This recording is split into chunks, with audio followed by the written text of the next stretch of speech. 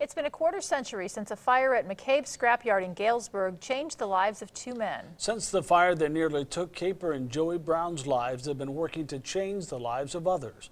Tonight, KWQC's James Stratton shares their story 25 years later. It's a good experience to come back here, just to see it all over again.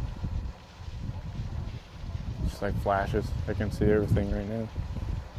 Where we were, what we did. Look everywhere and you see what you were doing that day. Have you been back over here yet? Caper and Joey Brown were 10 and 8 when their lives changed forever. This is where I got in, yep.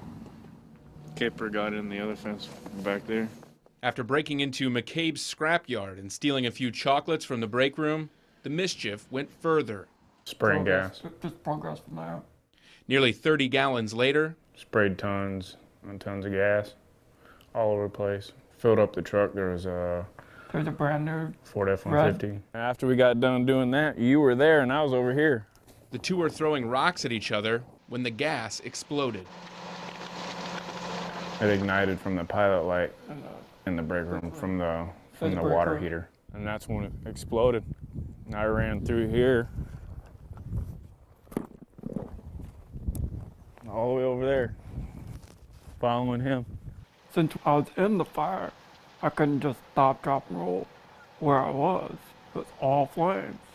The feeling of being on fire, I'd never broken a leg or anything, but I immediately noticed that you're running, you could feel yourself stiffening up. Came on down this direction here. The investigative footage from the day after shows burn trails from Caper and Joey's clothing as they ran.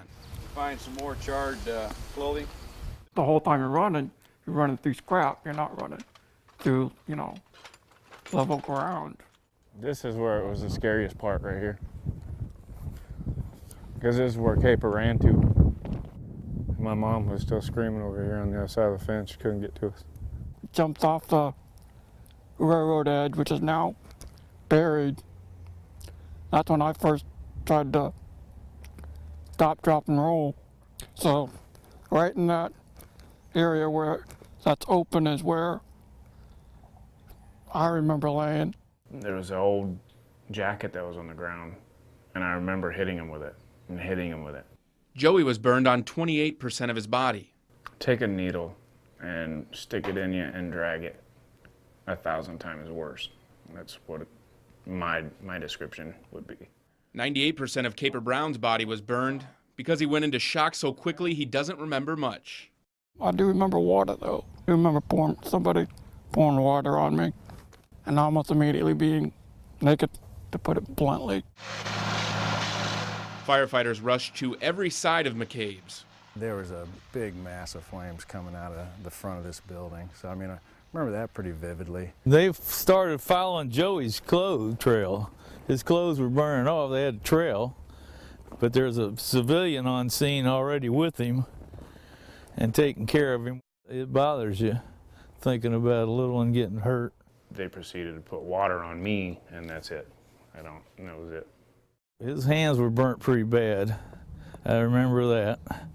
And it was kind of like a load and go. Put him on the stretcher and we left. After I don't know what happened to him after I ran. The brothers were rushed to Galesburg's Cottage Hospital, then Rock Island, and eventually the burn unit at Shriners Hospital in Galveston, Texas. This is the first time Joey Brown has been back to the place where his life changed. Why? Why did it happen? What was God's reason? Why did it have to happen so bad to Caper?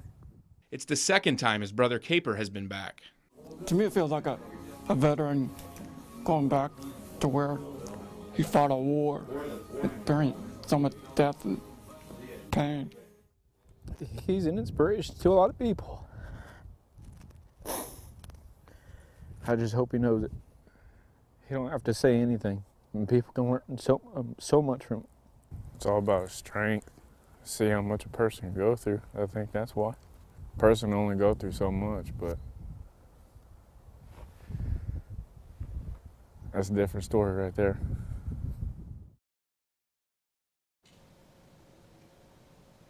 Tonight at 10, more on this remarkable story of these two brothers and all they have been through. More than 100 surgeries and a lot of skin grafts too, and helping each other every day get through this. Amazing story. Coming up in part 2 of Miracle for McCabes, we'll hear how they both made it through and how they share their message to warn others of fire dangers. We'll have that story for you tonight at 10.